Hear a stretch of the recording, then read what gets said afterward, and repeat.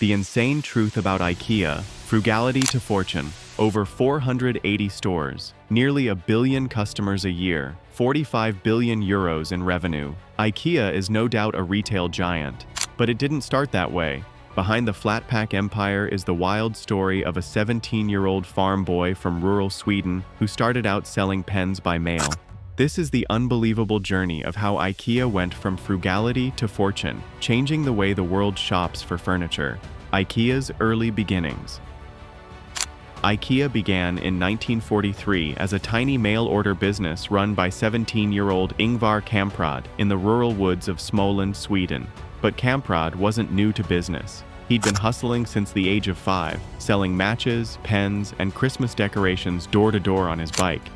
These early ventures earned him just enough to launch IKEA, a name stitched together from his initials, Ingvar Kamprad, his family farm, Elmtarid, and his home village, Agunnaryd.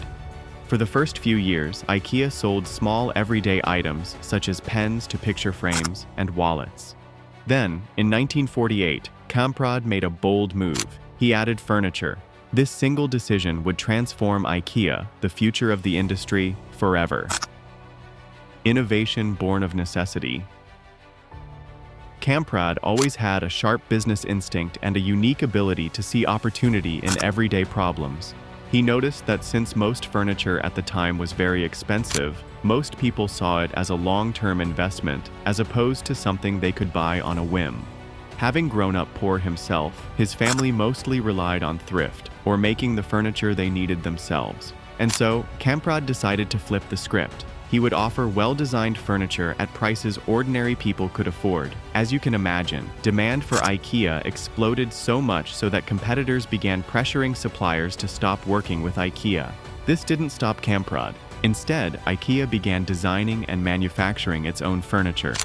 This would turn out to be one of the best decisions for the brand, as it helped control costs and strengthened IKEA's independence. Up until this point, IKEA was still pretty much a mail-order business. Customers could browse designs and catalogs, pick whatever they wanted, and it would be delivered to their door. This meant that the customer didn't have to physically visit a furniture store to shop, a concept that was unheard of in the late 40s.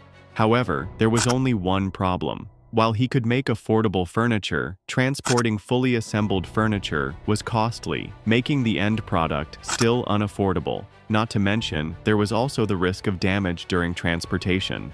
So, in the 1950s, IKEA introduced the concept of flat pack furniture. The future came as parts in boxes for the customer to assemble. This move massively reduced the shipping and storage costs. First store opens.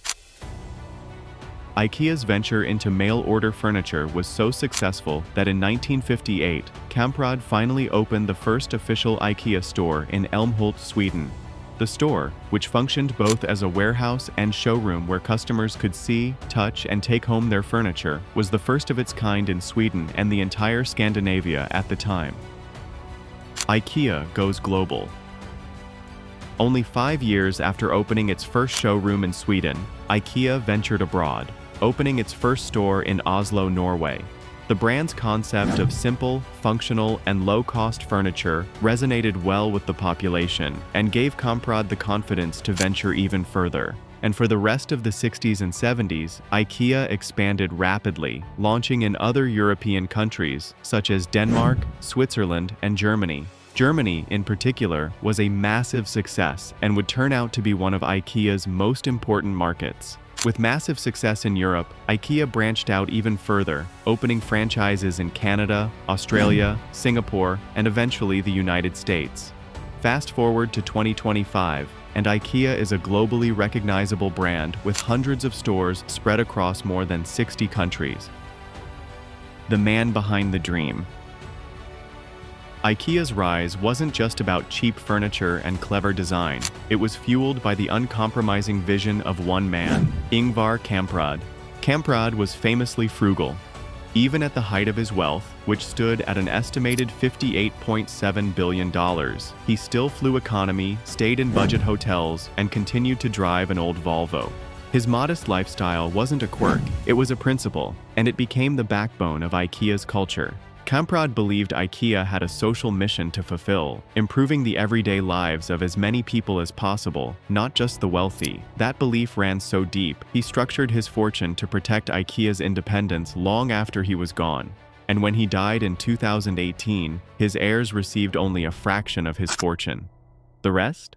Locked in to ensure IKEA would always serve the many.